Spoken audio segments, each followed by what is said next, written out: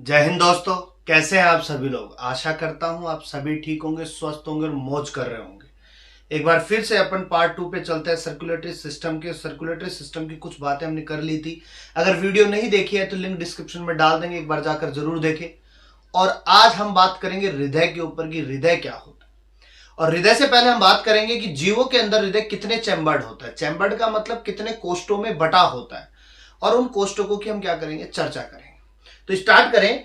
तो देखो, हृदय जो होता है अपने पास में, बेसिकली बात करें, कोडेड जो जीव होते हैं 5 भागों में बटे होते हैं। एक पिसीज, एक एम्फीबिया, एक रेप्टाइल्स, एक एवीज और एक मैमेलिया। तो सबसे पहले हम पिसीज की बात करेंगे, जिनकी उत्पत्ति जो हो नॉन कोडेड से हुई है। किन से हुई है? नॉन कोडेड से हुई है। और ये जो पिसीज है इसमें आती है मछली। क्या आती है? मछलियां। और मछलियां जल की क्या होती है? रानी होती है। तो इन रानियों के अंतर्गत कितने चैम्बर्ड हृदय पाया जाता है? तो 2 चैम्बर्ड होता है। कितने? 2 चैम्बर्ड, 2 चैम्बर्ड। अर्थात इनके हृदय में केवल कितने कमरे होते हैं? 2 कमरे होते हैं, या खाली होते हैं, जिनमें क्या आता है? ब्लड आता है। एक तरफ से ब्लड आता है, एक तरफ से जाता है। ला कौन रहा है, भेज कौन रहा है, दोनों की बातें करेंगे। तो एक ला रहा है और एक क्या कर रहा है? भेज रहा है। समझ गए? तो एक को हम क्या कहते हैं? एट्रियम। एक को क्या कहते हैं? वेंट्रिकल। तो यहां पर 2 है, तो लेफ्ट राइट का तो कोई कॉम्बिनेशन ही नहीं है। तो यहां 2 चैम्बर्ड हो गए, एक एट्रियम और एक वेंट्रिकल। समझ गए बात को? दूसरी बात, उभयचरों रेप्टाइल्स में बात करें, एम्फीबिया एंड रेप्टाइल्स की बात करें, सरीसृपों की बात करें, उभयचर वो होते हैं जो जल और थल दोनों में पाए जाते हैं। पानी में भी रहते हैं और स्थल पर भी रहते हैं, जैसे मेंढक। तो उभयचर्स के लिए क्या बात कर सकते हैं? मेंढक की बात कर सकते हैं। रेप्टाइल्स की बात करें तो ये वो जीव होते हैं जो रेंग कर चलते हैं, जमीन के साथ में रेंग करके चलते हैं।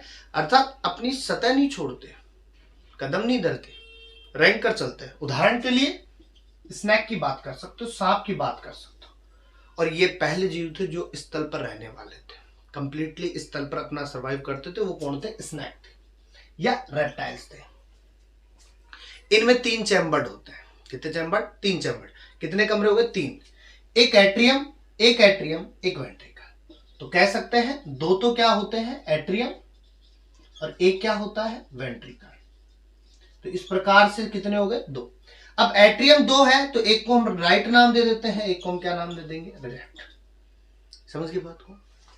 लेकिन अपवाद के स्वरूप बात करें कि 2 ऑर्गेनिज्म ऐसे हैं अपने पास में जो रेप्टाइल्स के हैं, लेकिन उनमें 3 चैम्बर्ड ना होकर के 4 चैम्बर्ड होता है। तो अपवाद की बात करें यहां, तो अपवाद हो गया मगरमच्छ, क्रोकोडाइल और घड़ियाल, एलिगेटर।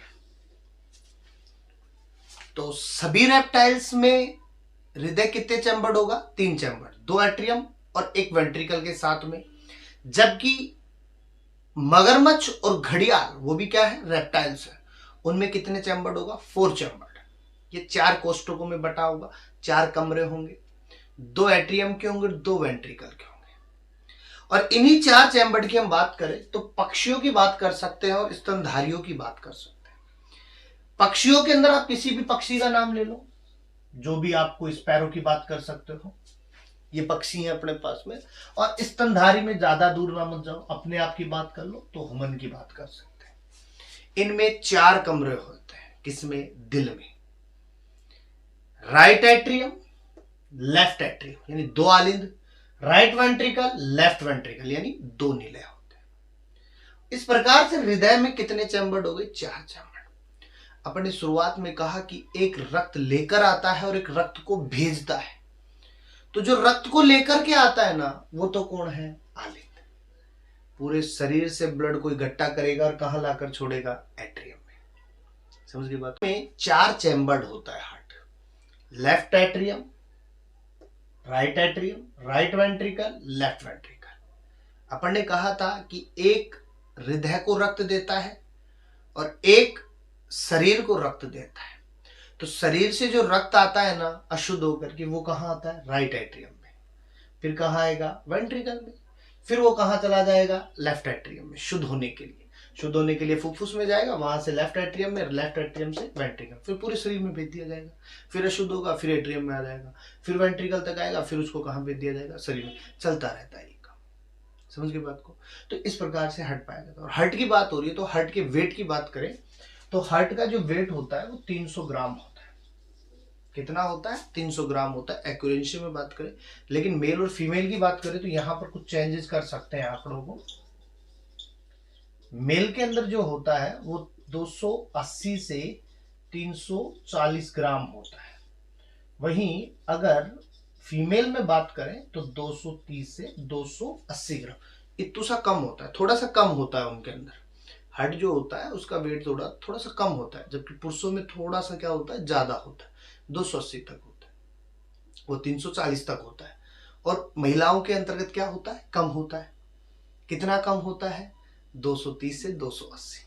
और एक्यूरेसी में अपन कितना लेके चल रहे हैं? 300 ग्राम लेके चल रहे हैं। तो इसलिए उनमें थोड़ा सा क्या होता है, कम होता है।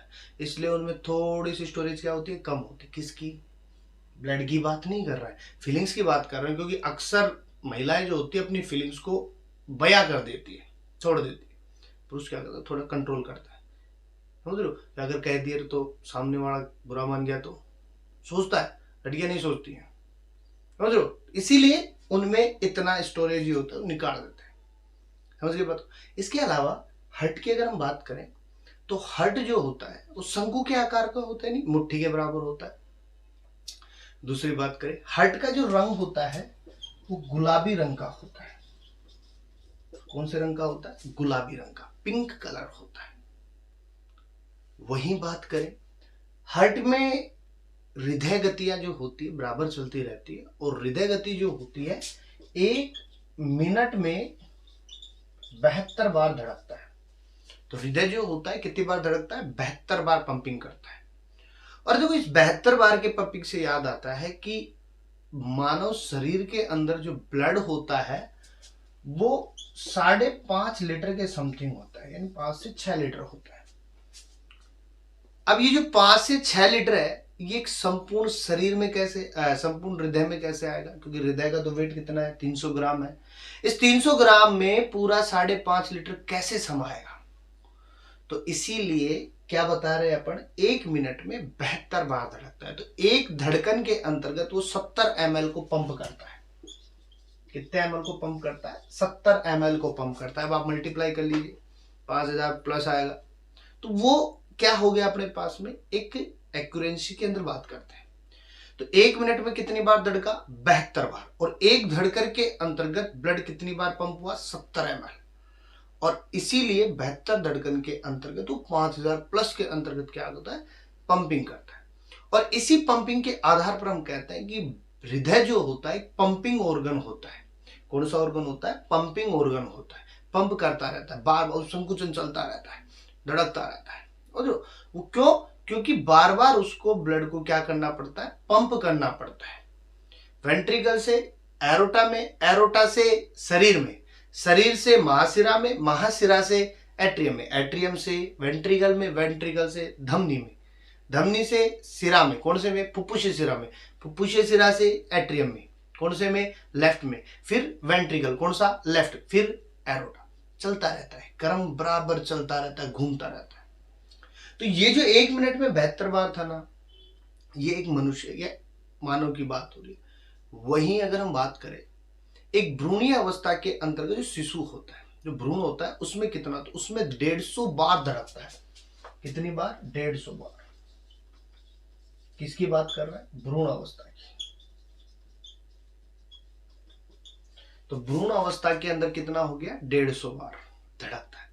तो देखो हृदय की बात करें, हृदय 1 मिनट में 72 बार धड़कता है। दूसरी बात करें भ्रूणीय अवस्था में 150 बार धड़कता है। सामान्य हृदय दर कितनी होती है? 60 से 80 बार। कितनी बार? 60 से 80 बार। कब? 1 मिनट में बात कर रहे हैं। वहीं बात करें ये जो हृदय की धड़कन होती है ना, ये कभी कभी किसी कारणवश तेज भी हो जाती है। कब होती है? जब फीवर होता है और बहुत ज्यादा फीवर होता है, बॉडी पूर्ण रूप से गर्म होती है, तो हृदय क्या करने लग जाता है? पंपिंग करने लग जाता है। और उस समय हृदय की धड़कन क्या हो जाती है? तेज हो जाती है। रनिंग करते हैं तब भी हृदय की धड़कन क्या हो जाती है? तेज हो जाती है। समझ लो? तो ये जो हृदय की धड़कन इस प्रकार से क्या होती है? बदलती रहती है। और वैसे कितनी होती है? 60 से 80 बार, वैसे 1 मिनट में 72 बार। तो इस प्रकार हम क्या कर सकते हैं? हार्ट की बात कर सकते हैं। छोटा सा स्क्रीनशॉट लीजिएगा, आगे बात करेंगे। चैम्बर्स के बाद में बात करते हैं हृदय की संरचना की। हृदय की बाहरी संरचना क्या होगी, हृदय की आंतरिक संरचना क्या होगी। सामने आपके एक फिगर बना हुआ है, इसी फिगर पे अपन क्या करेंगे, चर्चा करेंगे, हृदय के बारे में बातें करेंगे। देखो हृदय के लिए बात करें तो पहली बात हम कर सकते हैं, हृदय की ये जो पूरी संरचना होती है ये शंकु के आकार की होती है। कौन सा आकार होता है, शंकु का आकार। पहली बात याद रखना कि हृदय की जो आकृति होती है वो कैसी होती है, शंकु के आकार की।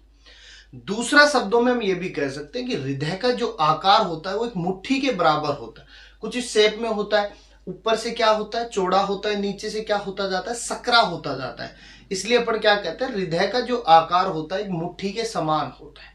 किसके समान होता है, मुट्ठी के समान होता है। समझ ली बात को। दूसरी बात, आप यहां इस डायग्राम में आप देखोगे तो ऊपर का जो हिस्सा होता है ना वो क्या होता है, इसका चौड़ा। नीचे का हिस्सा क्या होता जा रहा है, सकरा होता जा रहा है। तो ये जो ऊपर वाला जो हिस्सा है ना इसको हम बेस कहते हैं। क्या कहते हैं, बेस, आधार कहते हैं। अब नीचे की ओर आप देखोगे तो ये क्या होता जा रहा है, नुकीला होता जा रहा है। तो इस हिस्से को अपन क्या कहते हैं, एपेक्स कहते हैं, शीर्ष भाग कहते हैं। शीर्ष भाग कौन सा हो गया, नीचे का। अपेक्स भाग, बेस भाग कौन सा हो गया, ऊपर का। यानी आधार भाग तो ऊपर और एपेक्स क्या है, नीचे। जबकि अक्सर उल्टा होता है कि आधार जो होता है नीचे होता है और शीर्ष क्या होता है, ऊपर होता है। लेकिन हृदय के अंदर ये क्या होता है, उल्टा होता है। आधार ऊपर होता है और शीर्ष कहां होता है, नीचे होता है। दूसरी बात, ये जो संपूर्ण संरचना जो है वो पेशियों पे टिकी हुई है। किस पे टिकी हुई है, पेशियों पे। इसीलिए हम कहते हैं कि हृदय जो होता है वो पेशी जनित होता है। कैसा होता है, पेशी जनित होता है, क्योंकि पेशियां जो होती है इनको कंट्रोल कर रखी है। सेकंड बात करें हृदय के चारों तरफ की बात करें, देखो ये जो आवरण आ रहा है ना हृदय को, ये जो आवरण है ये चारों तरफ पाया जाता है और इस आवरण को हम कहते हैं पेरिकार्डियम। क्या कहते हैं, पेरिकार्डियम। और इसी प्रकार हम बात करते हैं हृदय के 3 स्तर पाए जाते हैं। एक पेरिकार्डियम, दूसरा मायोकार्डियम, तीसरा एंडोकार्डियम। तो इस प्रकार से हृदय के कितने स्तर हो गए, 3। बाहर की तरफ पेरिकार्डियम, अंदर की तरफ एंडोकार्डियम, और ये जो बीच का जो है इसे हम क्या कहते हैं, मायोकार्डियम कहते हैं। क्या कहते हैं, मायोकार्डियम। हृदय की मोटाई कितनी होगी, चौड़ाई कितनी होगी, ये सब किस पर डिपेंड करेगा, मायोकार्डियम पे डिपेंड करता है। किस पे डिपेंड करेगा, मायोकार्डियम पे डिपेंड करेगा। इसके अलावा बात करें कि हृदय जो होता है, जैसे चैम्बर पिछले हमने बात की तो उसमें हमने बताया कि हृदय के जो चैम्बर होते हैं वो 4 होते हैं, या हृदय में जो कमरे बने हुए कितने हैं, 4। और इन्हीं 4 कमरों के अंतर्गत ब्लड क्या होता है, जाता है और आता है। तो ये जो 4 कमरे हैं ना ये मेनली इंपोर्टेंट होते हैं, क्योंकि इन 4 कमरों के बिना रुधिर कैसे आएगा, समझ रहे हो बात को। तो यहां पे कितने कमरे बना रखे हैं, 4। एक कमरा जो होता है उसे हम कहते हैं राइट एट्रियम। क्या कहते हैं, राइट एट्रियम। एक कमरा जो होता है उसे हम कहते हैं राइट वेंट्रिकल। एक कमरा जो होता है उसे हम कहते हैं लेफ्ट एट्रियम, और एक होता है लेफ्ट वेंट्रिकल। देखो नाम अपन ने लिख रखा है, एल का मतलब लेफ्ट एट्रियम, एलवी का मतलब लेफ्ट वेंट्रिकल, राइट का आरबी का मतलब राइट वेंट्रिकल, और आर ए का मतलब है राइट एट्रियम। तो ऐसे करके कितने कमरे हो गए, 4 कमरे हो गए। 2 ऊपर के हो गए, 2 कहां के हो गए, नीचे के हो गए। ये बटा होगा। अब यहां जो ब्लड आता है वो कैसे आएगा वो समझिएगा। तो ब्लड जो होता है वो महाशिरा से आता है। कहां से आता है, महाशिरा से। और ये महाशिरा ब्लड को कहां ला रहा है, राइट एट्रियम में। कहां लेके आता है, राइट एट्रियम में। अब ये जो राइट एट्रियम जो ब्लड है ना वो इस कपाट के पास में आता है। किस पे आएगा, कपाट के पास। यहां एक कपाट लगा रखा है अपन ने, इसको हम कहते हैं ट्राइकैस्पिड वाल्व। क्या कहते हैं, ट्राइकैस्पिड वाल्व। इसे अपन त्रिदलीय कपाट भी कह सकते हैं। क्या कह सकते हैं, त्रिदलीय कपाट। देखो इस कपाट का जो मुख है अपन ने किधर बना रखा है, नीचे की ओर बना रखा है। किधर की ओर बना रखा है, नीचे की ओर।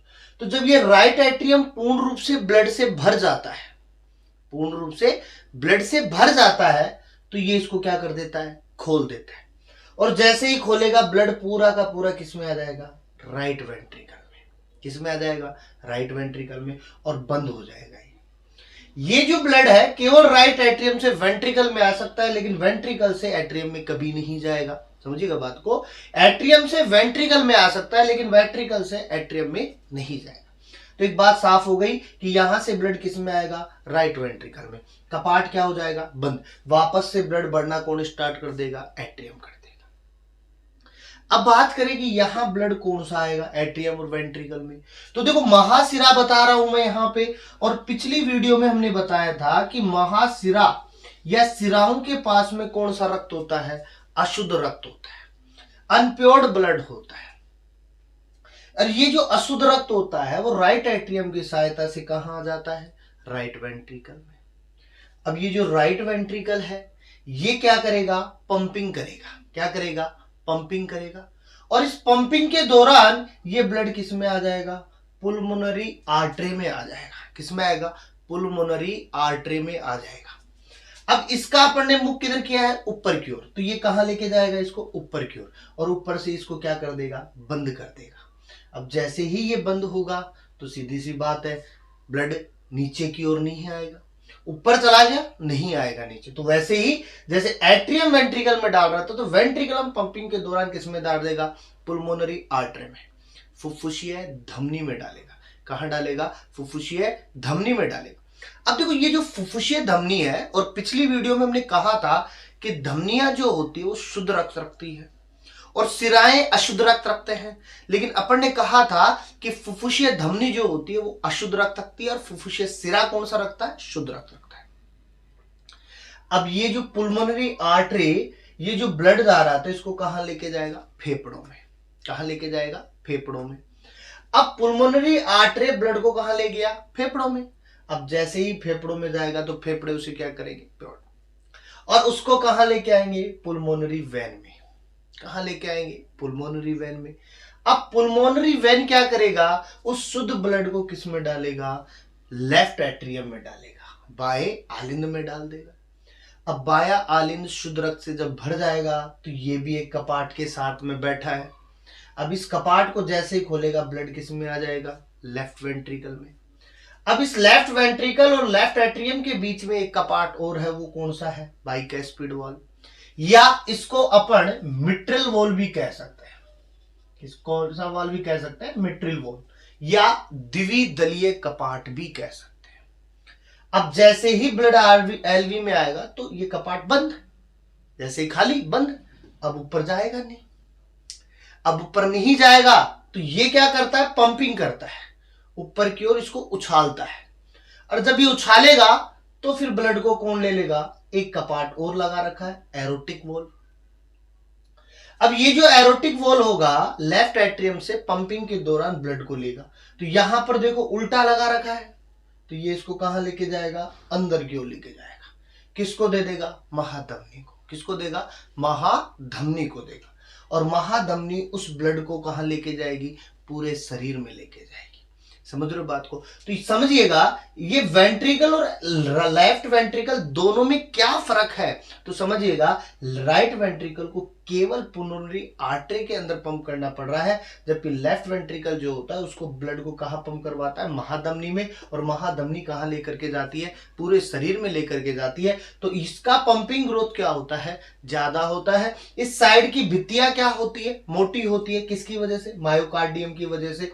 इसीलिए लेफ्ट एट्रियम क्या करता है? ज्यादा पंपिंग करता है। समझ रहे हो बात को? तो ये तो बात हो गई अपने पास में ब्लड की। और मार्ग की बात भी हम कर चुके हैं, नहीं करे हैं तो दोबारा समझ लो। पहले कौन लेगा? महाशिरा। कौन लेगा? महाशिरा। अब ये महाशिरा कहां लेके आएगा? राइट एट्रियम में।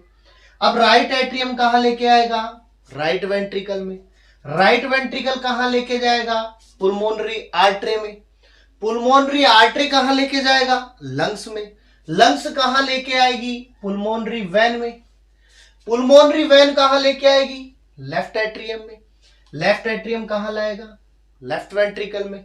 और लेफ्ट वेंट्रिकल कहां लेके जाएगा? एरोटिक वॉल्व में या आरोटा में लेके जाएगा। आरोटा कहां लेके जाएगा? बड़ी धमनियों में। बड़ी धमनियां कहां लेके जाएंगी? छोटी धमनियों में। छोटी धमनियां कहां लेके जाएंगी? केशिकाओं में लेकर जाएंगी। और इस प्रकार ब्लड जो होगा घूमता रहेगा और वापस से घूम फिर के कहाँ आएगा, महाशिरा, फिर एट्रियम, फिर राइट वेंट्रिकल, फिर pulmonary artery, pulmonary vein, left atrium, left ventricle, aorta, फिर वही जाता रहेगा। इस प्रकार से ब्लड जो है वो क्या करता रहता है, घूमता रहता है। इसके अलावा और चीज देखेंगे अपन, यहां पर अपन ने लगाया एक सेप्टम। क्या लगाया, सेप्टम। और सेप्टम का मतलब होता है बांटना। क्या होता है, बांटना। तो ये जो स्पेस दिख रहा है ना आपको, दोनों वेंट्रिकल्स के बीच में बना हुआ है। उसी प्रकार एट्रियम के बीच में भी क्या बना होता है, स्पेस बना होता है। तो ये दोनों भाग क्या होते हैं, अलग। एट्रियम एट्रियम से अलग होता है, वेंट्रिकल वेंट्रिकल से अलग होता है। और इन दोनों के बीच के अंतर्गत दो कपाट पाए जाते हैं या दो सेप्टम पाए जाते हैं। अगर आलिंदों को अलग कर रहा है तो इंट्रा ओरिकुलर सेप्टम, इंट्रा ओरिकुलर सेप्टम। उसी प्रकार अगर वेंट्रिकल को अलग कर रहा है तो इंट्रा वेंट्रिकुलर सेप्टम हो जाएगा। समझ गए बात को। इसके अलावा और बात करते हैं, यहीं पर अपने पास में कंडरा रज्जु पाए जाते हैं, टेंडेंस पाई जाती है क्योंकि मांसपेशियां हैं। इसके अलावा परकंजे फाइबर पाए जाते हैं। इसके अलावा बात करें, ये जो राइट एट्रियम होता है इसके पास में इन हृदय की धड़कनों को नियंत्रित करने के लिए एक नोड पाया जाता है या एक कुंजी पाई जाती है जिसे एस ए नोड कहते हैं। हृदय की धड़कनों को नियंत्रित करने के लिए कुंजी पाई जाती है जिसे क्या कहेंगे, ऐसे नोड। ये जो ऐसे नोड होता है वो धड़कनों को क्या कर रहा है, नियंत्रित कर रहा है। लेकिन जब धड़कनें नियंत्रित नहीं हो पाती है, ऐसे नोड काम नहीं कर पाता है, और जब ऐसे नोड काम नहीं करता है तो डॉक्टर जो होते हैं इस ऐसे नोड की जगह एक पेस मेकर लगा देते हैं। क्या लगा देते हैं, पेस मेकर, जो इसको क्या करता है, नियंत्रित करता है। और इसे हम बाईपास सर्जरी भी कहते हैं। डॉक्टर जो होते हैं ऐसे नोड को हटा करके पेसमेकर लगाते हैं, और इस पेसमेकर के लिए हम ये कह सकते हैं कि बाईपास सर्जरी की जा रही है। तो बाईपास सर्जरी में क्या किया जाता है, ऐसे नोड को हटा करके पेसमेकर लगाया जाता है जिससे हृदय की धड़कनें क्या होती है, आसानी से नियंत्रित हो जाती है। इसके अलावा ये जो ब्लड आ रहा था हृदय के अंतर्गत तो एक धमनी के माध्यम से आता है। कौन सी धमनी के माध्यम से, कोरोनरी धमनी के माध्यम से आता है। कौन सी धमनी के माध्यम से, कोरोनरी धमनी के माध्यम से आता है। ये जो कोरोनरी धमनी होती है ये ब्लड को कहां ले जा रही है, हृदय में लेके जा रही है। और अगर किसी कारणवश इस कोरोनरी धमनी में अवरोध आ जाए, और जब अवरोध आता है तो सीधी सी बात है ब्लड का प्रवाह रुक जाएगा, और ब्लड का प्रवाह रुक गया तो सीधी सी बात है हृदय के अंतर्गत ब्लड जाएगा नहीं, ऑक्सीजन जाएगी नहीं, शरीर में ब्लड नहीं जाएगा, और उस दौरान हृदय का दौरा आ जाता है, या हार्ट अटैक कह सकते हैं, हृदय घात कह सकते हैं। और अक्सर ये कहते हैं कि ये जो अवरोध होता है वो कोरोनरी धमनी में कोलेस्ट्रॉल के जमाव की वजह से होता है। कोरोनरी धमनी में क्या जम जाएगा, कोलेस्ट्रॉल जम जाता है, जिससे ब्लड को आर पार नहीं आने देता है। समझ गए बात को। तो ये अपने पास में कोरोनरी धमनी की बात। इसके अलावा बात करें, ये जो हार्ट होता है इसके अंदर ऐसे नोड हो गया, इसी के साथ यहां पर एक एवी नोड भी पाया जाता है। कौन सा नोड पाया जाता है, एवी नोड भी पाया जाता है। तो इस प्रकार से अपन एक हार्ट की संरचना की बेसिक बातें कर सकते हैं। समझ गए बात को। इसका एक छोटा सा स्क्रीनशॉट